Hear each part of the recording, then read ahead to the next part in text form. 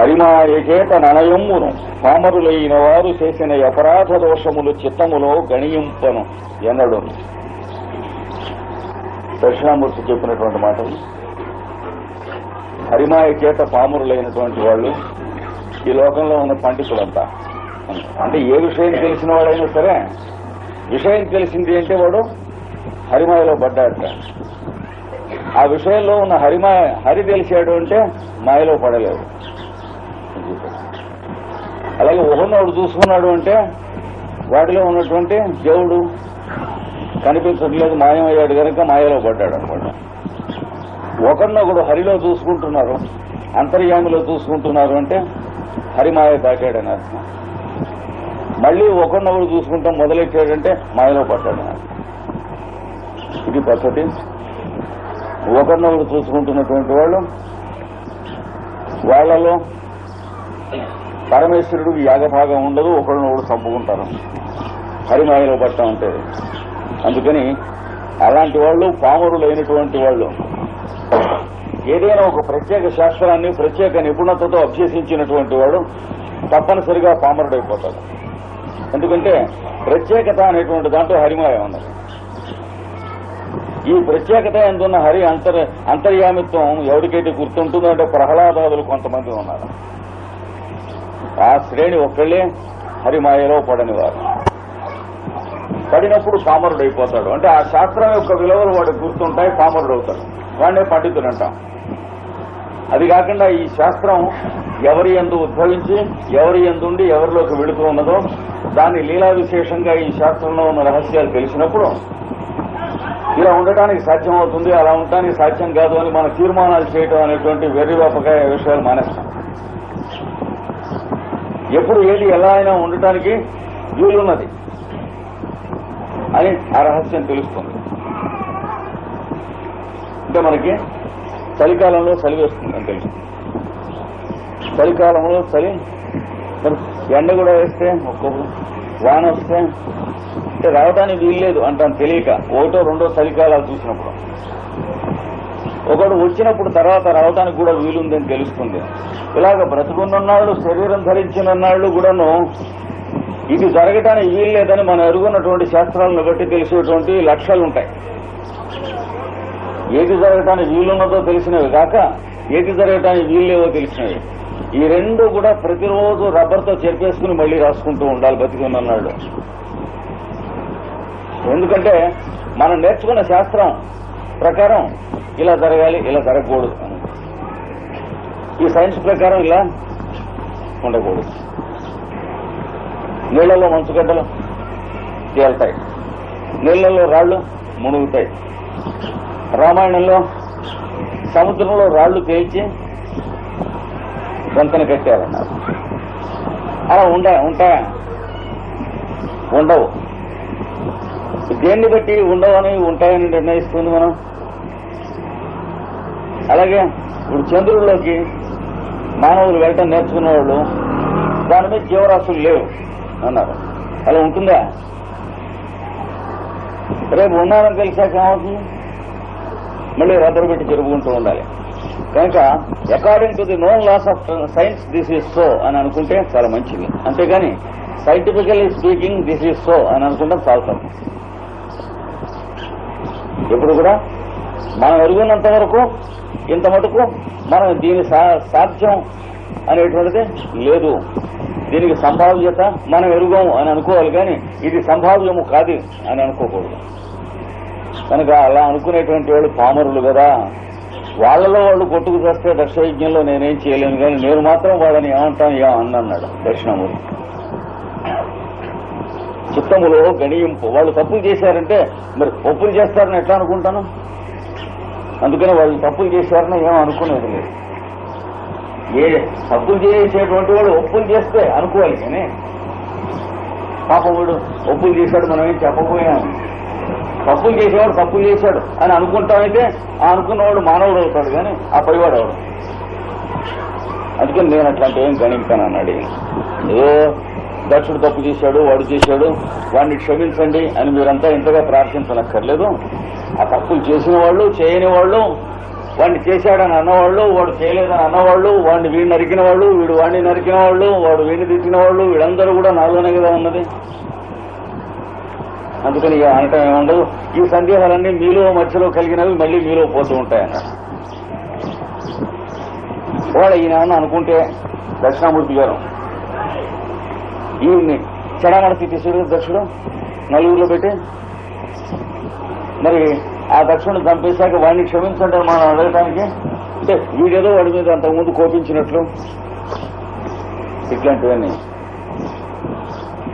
ఇన్ని మాట్లాడాడు అని. అప్పుడు బలియుర దండించుట దుర్బల జన రక్షణము ధర్మ పద్ధతి ఎగుటన్ కలుషాత్ముల అపరాధము కొలదిని దండించుతూ కొనకొని ఏను.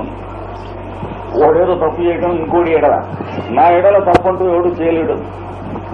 చేస్తే వాడు దాన్ని తగ్గట్టుగా వాడు వీడి మీద కోపతాపాలు పట్టడం, వీడు వాడి మీద శాపనార్థాలు పెట్టడం, వాడు వీడిని తిట్టడం, వీడు వాడిని కొట్టడం, ఇలా చేస్తూ ఉంటారు కదా. మరి ఇవన్నీ నాలోనే చేస్తూ ఉంటారు కనుక వీళ్ళంతా ఎవడికి ఎంతగా చేయాలో, ఎవడి చేతితో లెంపగా ఎవడికి ఎంత గట్టిగా తగలాలో అలాంటి అవతారాలు నేనే ఎత్తుతూ ఉంటాను. ఈ అవతారాల్లో ఇవన్నీ నడుస్తూ ఉంటాయి. అవతారాలంటే ఈయన పూని ఎత్తక్కర్లేదు, దిగిరవక్కర్లేదురా. ఎత్తాడనో దిగాడనో ఇట్లాంటి ఊరికే పదాలు వేస్తూ ఉంటారు. కానీ రైల్లో ఎక్కినప్పుడు వాడి కాలు వీడి వేగినప్పుడు వీడు వాడిని లెంపకాయ కొట్టాడు అనుకోండి, అలాగే ఎక్కడికక్కడ ఎయిర్పోర్ట్లో ఆటోమేటిక్ గా ఎలక్ట్రానిక్ అరేంజ్మెంట్ ఉంది. ఒక రాగద్వేషాలు అనేటువంటి ఒక శక్తి చేత, లూబ్రికేషన్ చేత ఎవరికి ఎంతగా రాగద్వేషాలు ఉన్నాయో వాళ్ళకి అంతగా తన్నులు తగులుతాయి. దానికి కూలీ ఇవ్వక్కర్లేదు. అందుకోసం నేను దుష్టుల్ని దండించడం అంటే అలాగే రూపాలుగా దిగి వస్తూ ఉంటాం. వాడు వీడికి దుష్టుడైతే వీడు వాడికి దుష్టుడు అవుతాడు. అప్పుడు వాడి వీడికి పరశురాముడు అయితే వీడు వాడికి పరశురాముడు అవుతాడు. నాకు మీరు దుష్టులుగా కనిపిస్తే మీరు నాకు పరశురామ అవతారంగా ప్రత్యక్షం అవుతారు. ఇలాగ లోకంలో ఎక్కడికక్కడ ఏర్పాటు చేసేసామంటే అరేంజ్మెంట్ ఎప్పుడో జరిగిపోయింది, మనం అక్కడ కూర్చోకపోయినా నడుస్తున్నాయి అన్నాడు సంఘంలో. అందుకని నేను ఇలా తీరుబడిగా మర్రి చెట్టు కింద కూర్చున్నాను. కానీ లేకపోతే ఈ పనులు ఇలాగ అరేంజ్మెంట్ తెలియకపోతే ఇలా ఎట్లా కూర్చుంటాను నేను? ఇవన్నీ అడుగడుక్కి వీడు ఇలా చేశాడు, వాడి కోసం ఒక అవతారం ఎత్తి ఇలాగ దిగుతూ వచ్చుతూ ఉంటే నేనే ఇవన్నీ మేకప్ వేసుకుని వస్తున్నాను అనుకోండి, ఒరిజినల్ గా వేసుకుని వస్తున్నాను మీరు అనుకుంటే ఏమై ఉండాలి? ఎంత హోరాహోరీగా ఉండాలి ఈయన పని. అదేమీ లేకుండా అదేదో జరిగినప్పుడు ఫలానా చోట ఫలానా రకంగా ఇక్కడ మధ్య దెబ్బలాట జరిగింది అని ఆ ఎర్ర లైట్ అక్కడ వెలగటం డేంజర్ లైట్ అంటే రాగద్వేషాలు. ఆ వెలగటం దగ్గర నుంచి ఆటోమేటిక్, వెలిగిన తర్వాత అక్కడ మళ్ళీ షార్ట్ సర్క్యూట్ అవడం దగ్గర నుంచి ఆటోమేటిక్ అక్కడేదో గ్లో అప్ అవటం ఇవన్నీ జరుగుతుంది. ఏమిటంటే ఒక అవతారం ఎత్తింది, ఒకడెవడో దుష్ప్రహారం చేశారట అని ఒక కథ వస్తుంది. ఇవన్నీ కూడా మనకి 15 పైసల బిళ్ళ వేస్తే అడుగు నుంచి మన బరువు టికెట్ వస్తుంది చూడండి, ప్రశ్న సమాధానంతో పాటు అలా ఏర్పాట్లు ఉన్నాయి. ఎవరి కర్మ ఆ కన్నంలో వేస్తే వాడి టికెట్ వాడికి వస్తూ ఉంటుంది అడుగు నుంచి. ఆ మిషన్ అక్కడ పెట్టి మా పని మేము చేసుకుంటున్నాం. కానీ ఈ మిషన్ అమ్మే వాళ్ళం ప్రతి వాళ్ళం అక్కడ ఒక్కోడు ఉంచవాలంటే ఎట్లా నడుస్తుంది? ఇది సృష్టిలో కర్మ సిద్ధాంతం ఏర్పాటైన పద్ధతి. అంటే ఎవడు అనుభవించాలో వాడి చేతనే వర్క్ చేయిస్తాం ఈ మెషిన్. వాడినే అప్రెంటిస్ గాను ఇంజనీరింగ్ గాను వేస్తూ ఉంటాం. ఎవడి ఇంజిన్ వాడు వర్క్ చేయించుకుంటూ ఉంటాడు, యథాశక్తి పనిచేస్తూ ఉంటాడు. ఆ మాట కష్టం చూడండి జాగ్రత్తగా. మళ్ళీ బలియుర దండించుట, బలం పెంచు పెరిగి ఇష్టం వచ్చినట్టు ప్రవర్తించేవాళ్ళని తనటము, దుర్బల జన రక్షణము, దుర్బలులైనటువంటి వాళ్ళని రక్షించడం, ధర్మ పద్ధతి ఎగుటన్. ఇది నేను నడిపించవలసినటువంటి ప్రొసీజర్, సిలబస్, ధర్మం అంటారు దీన్ని. అది అవటం చేత కలుషాత్ముల అపరాధము కొలదిని దండించుదు. ఎంత తప్పు చేశాడనేది ఆ తప్పును బట్టి దండిస్తూ ఉంటాను. ఎంత దెబ్బ తగిలిందంటే ఇంత దెబ్బ తగిలింది నాకు అని అనుకుంటాను వీల్లేదు. అంత దెబ్బను సంతకం పెట్టిస్తే చెక్కు డ్రా చేసేందుకు కావాల్సిన అమౌంట్ నువ్వు చేసినటువంటి కర్మ ఆ బ్యాంకులో ఉన్నది. ఇది పద్ధతి. లేకపోతే డిజానర్ అయ్యేదే కదా చెక్కు. దండించుండు కొనకొనియ్యను అని అప్పుడు అన్నట్టు చివరికి. దగ్ధ శీర్షుండైన దక్షుండు అజముఖుండగు. తలకాయ నరికి అక్కడ కింద పడేశారట అంటే తీసుకొచ్చి ఏ బొప్పాయి శ్రేయో లేకపోతే పంపర పాన శ్రేయ డొప్పో అక్కడ పడుంటే పెట్టి పెడతాం పొర్రా మేడం. వాళ్ళు ఏం చేశారట, వాడు తలకాయ నరికి అది దక్షిణాగ్నిలో హోమం చేశారట. ఇంకా దాని తాలూకు సరుకేం మిగలలేదు, తీసుకొచ్చి అంటించడానికి. ఆయనకి గణపతి గడికైతే ఏనుగు తలకాయ దొరికింది. వీడి తలకాయ ఎక్కడ ఉందంటే అక్కడ తీసి విభూతి పెట్టుకునేందుకు తప్ప ఏం లేదు అక్కడ, హోమం చేసేసారు. అందుకని ఇప్పుడు తల తెగింది అని అంటానికి వీళ్ళే దక్షుణ్ణి. దగ్ధశీర్షుడు దహింపబడిన శిరస్సు గలవాడైపోయినట్టు. దగ్ధశీర్షుడైన దక్షుడు అజముఖుండగు అంటే గొర్రె మొహంతో ఉంటాడు. అక్కడి నుంచి మరి ఏం చేద్దాం, ఉన్న మొహం ఏదో పెట్టండి. సంవత్సర పురుషుడుగా ఉంటే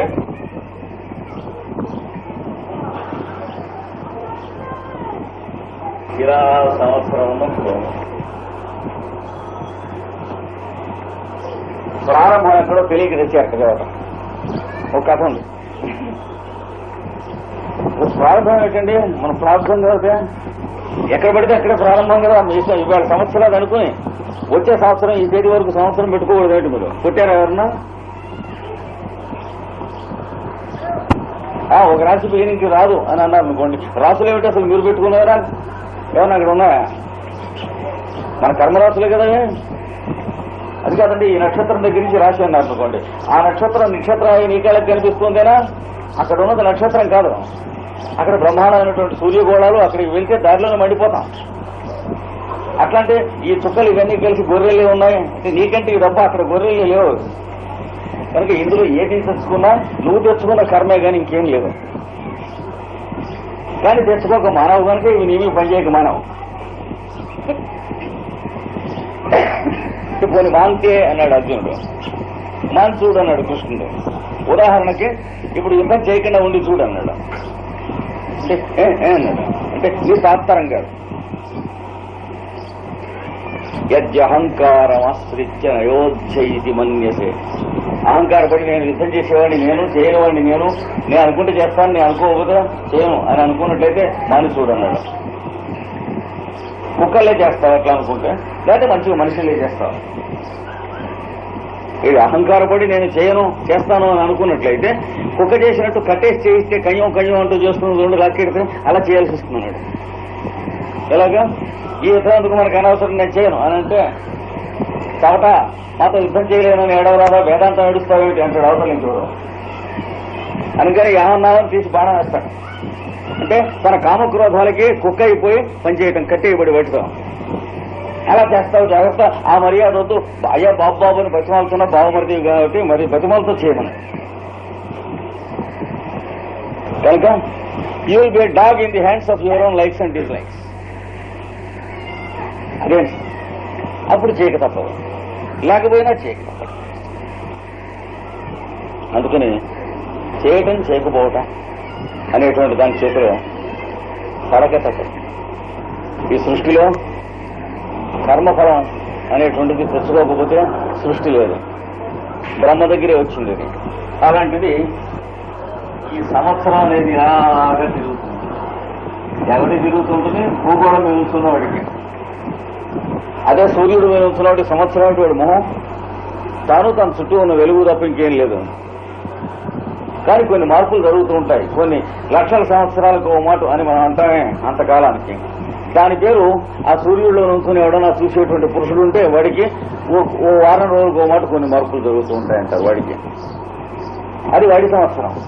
మనకి మన సంవత్సరం ఉన్నట్లు వాడికి వాడి సంవత్సరం. అంటే మనకు కొన్ని లక్షల సంవత్సరాలు వాడికి ఓ వారం రోజులు.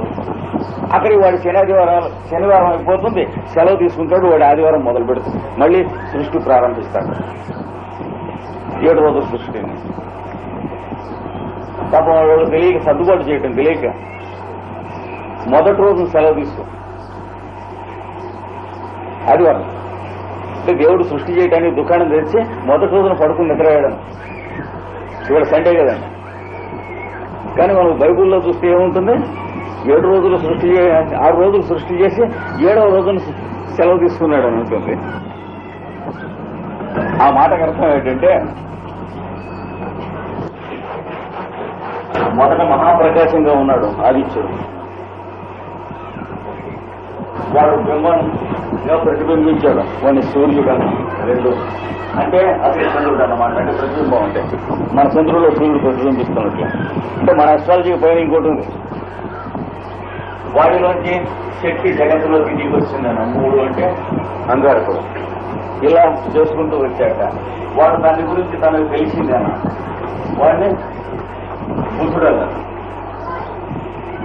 తానంటే తనకి తనగా తన పని చేసుకుంటే ఎంత ఆనందంగా ఉంటుందో అది అనుభవం అయిందన్న. వాడిని గురుడు అన్న. బృహస్పతి జూపిటర్.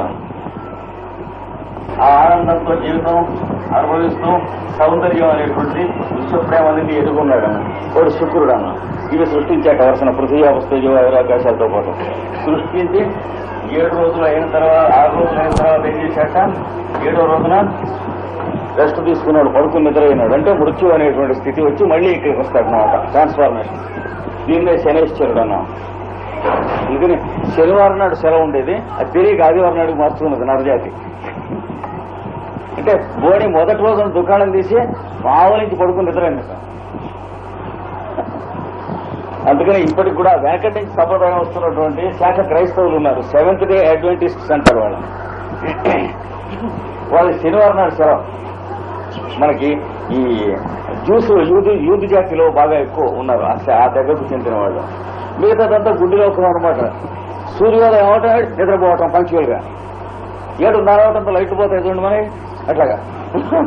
అంటే సన్ రైజ్ అవుతుంది. ఎందుకంటే ఒరే ఇంకా ఇంత పెందరలే ఇంత బుద్ధెక్కినా నిద్రపోలేదు ఏమిటి అన్నట్టుగా ఉంటుంది వాడు బతుకు. ఇప్పుడు మానవ జాతి బతుకు అందుకే అట్ట అయింది. పోనీ ఈ ఆదివారం మొదలైనటువంటి మనకు తోచిన పేర్లు మనకి పెట్టామనుందా? ప్రపంచంలో సకల నరజాతికి ఆదివారం ఒకటే.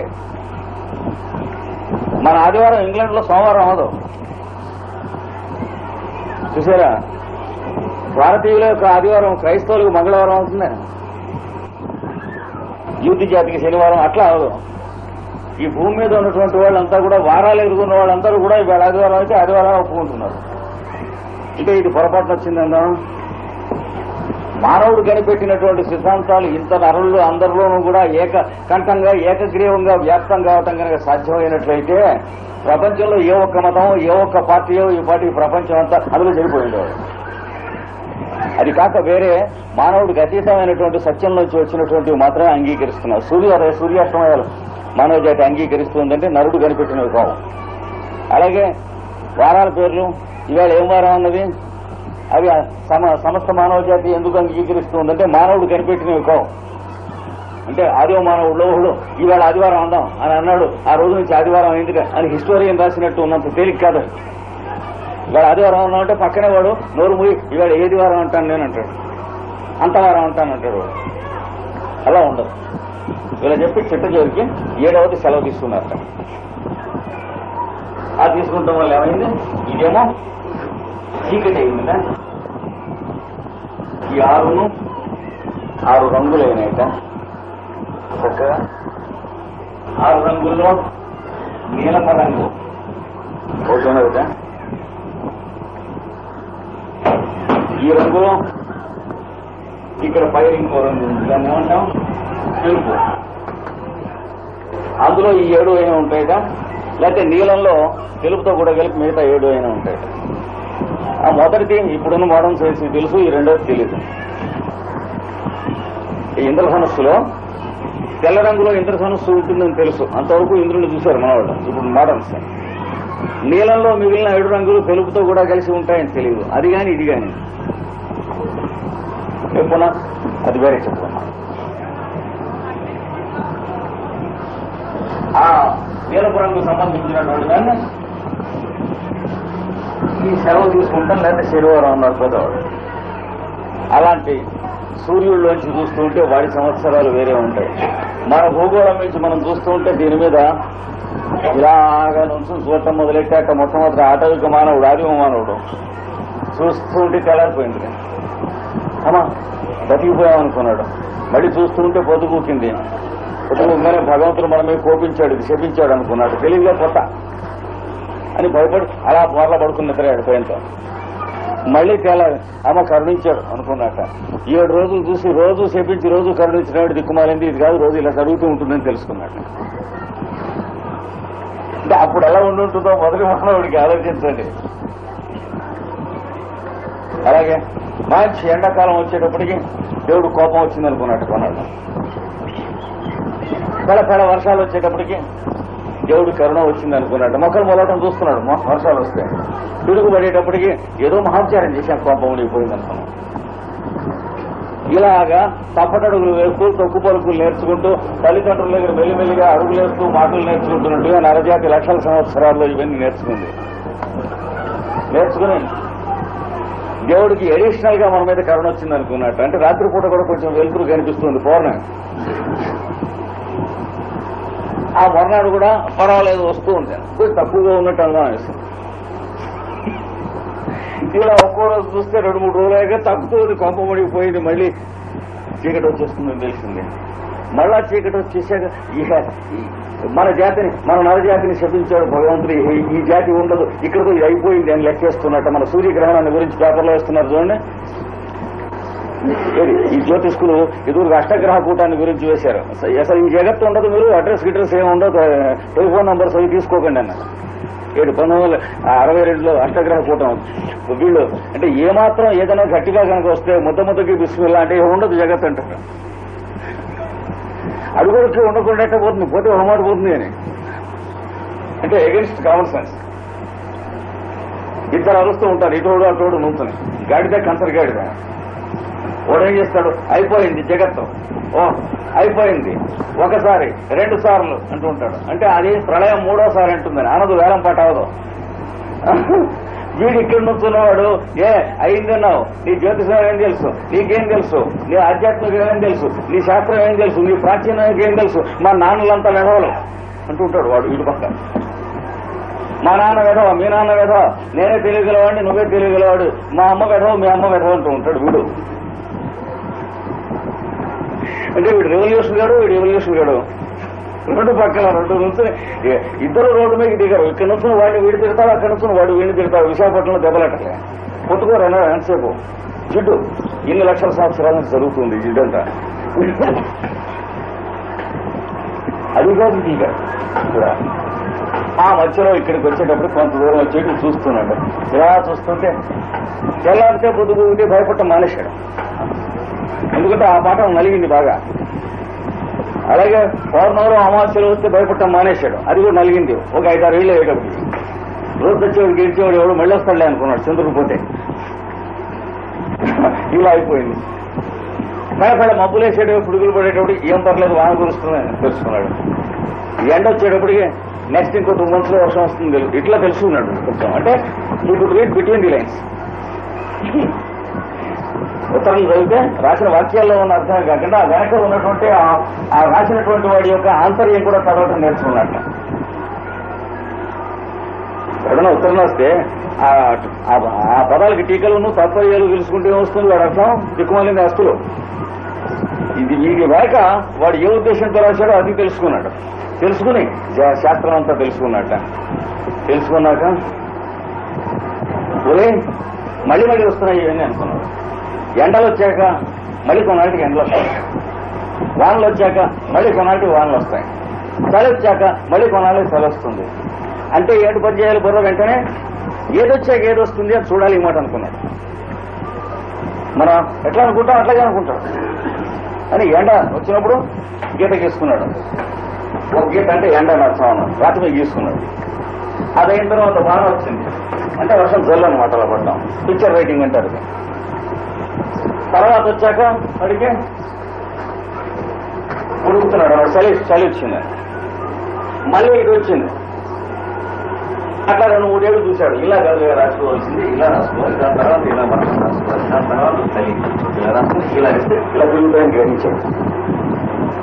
ఇంకో 1-2 ఏళ్ళు అయిన తర్వాత ఇలా తిరగడం అంటే ఇలా ఉంటుంది సమాజం వాడు తాత చెప్పాడు. తిరగడం అంటే ట్రయాంగిల్ ఉండదు, సర్కిల్ ఉంటుంది. అప్పుడు సర్కిల్లో ట్రయాంగిల్ సర్కిల్ ఇది ఇట్లాంటివన్నీ మెల్లిమెల్లిగా వాడికే వచ్చినాయి. ట్రయాంగిల్ అయితే అక్కడి నుంచి నేర్చుకున్నా అంటే జామిస్ట్రీ మాస్టర్ దగ్గర నుంచి నేర్చుకోలే, సృష్టిలోంచి బుర్రలోకి వస్తాయి. సర్కిల్ కొట్టడం ఎట్లా నేర్చుకున్నాడంటే కాంపస్ బాక్స్ లోంచి నేర్చుకోలే. సృష్టిలో ఇలా చుట్టూ చూస్తే భూమి ఆకాశం తెలిసినట్టుగా కనిపిస్తుంది. దాన్ని బట్టి సర్కిల్ అంటే ఏమిటో తెలిసింది వాడికి. ఇలాంటివన్నీ నేర్చుకున్నాడు. అంటే మనం కామన్ సెన్స్ ఉపయోగిస్తే సృష్టి మొదట్లో మానవుడికి ఎలా నేర్చుకున్నాడు ఈ విద్యల్ని, చదువుల్ని, దిక్కుమాలిన లిటరసీని కాకుండా ప్రాణం కలిగి మనతో మాట్లాడుతున్నటువంటి భాషతో ఆ చుట్టుపక్కల ఉన్నటువంటి ఒక మహానుభావుడి యొక్క రచన తెలుగు రాత ఎట్లా నేర్చుకున్నాడు, వారి గొలుసుగొట్లు ఎలా చదవడం నేర్చుకున్నాడు, ఇవన్నీ అర్థం. అది విద్య కానీ ఒకటి రాసిన పుస్తకాలు ఒకటి అప్పచెప్పి ఏడిచినట్టు ఉంటుంది. ఇప్పుడు మనం చదువుకున్నటువంటి వాటిలో ఎక్కువ భాగం దీని దాకా పోం. ఎందుకంటే గతి లేక నేను రాసిన పుస్తకాలు మీరు చదువుకోవాల్సి వచ్చి, నా పై వాడు రాసిన పుస్తకాలు నేను చదువుకోవాల్సి వచ్చి, దీంతో ఈ సెకండ్ హ్యాండ్ స్కావెంజింగ్ తో సరిపోతుంది చదువు అనే పేరుతో. కానీ ఇవన్నీ దాటి కదా అక్కడికి వెళ్ళాలి. అక్కడికి వెళ్ళటానికి మన వీళ్ళ మధ్య చాలా గడివాళ్ళని పుస్తకాలు ఉన్నాయి. ఇవన్నీ మేతమయటం అయ్యాక వెళ్ళాలి అక్కడికి. చాలా కష్టం అయిపోతుంది. అందుకనే from literacy to education it is a very tedious tour in the modern times. చాలా కష్టం. చదువుల దగ్గర నుంచి విద్యల దగ్గరికి వెళ్తామంటే ఎంతో ప్రయాణం చేసి చేసి చేసి చేసి ఉడికి ఆయుర్దాయం ఉడిగాక కానీ వెళ్ళడం. అన్ని పుస్తకాలు మధ్య చదవండి వెళ్ళారు. కానీ వాడికి ఈ పుస్తకాలు లేవు కదా, మనుషులు రాసినవి లేవు కనుక ఎటు చూసినా ఒకటే పుస్తకం వాడికి. టక టక టక టక చదివి పడేసేవాడు. 10-12 పాఠాలు చదివేటప్పటికి అయిపోయేది. మళ్ళీ అదే చూస్తూ ఉండేవాడు. అందులో అంతరార్థాలు వస్తూ ఉండే, టీకలు, తాత్పర్యాలు, విశేషార్థాలు, వాచ్యార్థం, కానీ వ్యంగ్యార్థం, లక్షణార్థం, వేదార్థం ఇట్లా వస్తాం. ఇలా చూస్తూ చూస్తూ చూస్తూ ఉంటే ఇందులో ఈ సంవత్సరంలో అన్ని లక్షణాలు తిరిగి వస్తున్నాయని చూశాడు కదా. దాని మీద వాడు ఏమనుకున్నాడు, ఈ మహావిశ్వవ్యాప్తమైనటువంటి మహానుభావుడు ఈ సంవత్సరంలో పడుకున్నాడు అని ఒక చిన్న కథ చెప్పుకున్నాడు. ఆయన ఏం చేశాక ప్రయాణం చేస్తూ హైగా గాలి దాచి పడుకోవచ్చు కదా, రష్ ఎక్కువైంది సార్, రైల్లో గర్తులు ఇలాంటివి ఇచ్చారట, దీపాలన్నీ అందులో పడుకోవాలన్నమాట. ఇట్లా ఆ కాలపురుషుడు అందులో పడుకున్నట్టు వాడు ఇట్లాగా తల్లి గర్భంలో.